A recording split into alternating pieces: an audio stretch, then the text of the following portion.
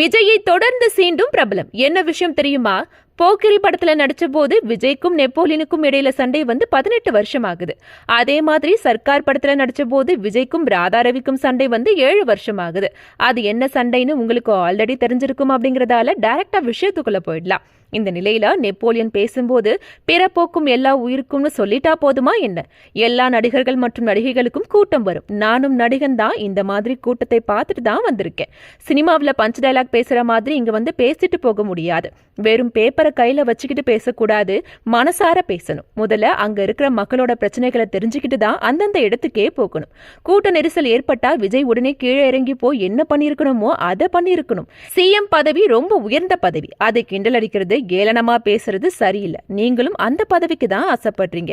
நீங்க முதல்ல அந்த தகுதியை வளர்த்துக்கோங்கன்னு ரொம்பவே ஆவேசமா பேசினாரு நெப்போலியன். ஆதி காலத்தில இருந்தே நெப்போலியன் தீவிர திமுக பக்தன். தன்னை எம்பி ஆக்கி பார்த்த திமுகவுக்கு எப்போதும் அவர் நன்றியோடு இருக்கிறாருன்னு பார்த்தாலே தெரியுதுன்னு கமெண்ட் பண்றாங்க ரசிகர்கள்.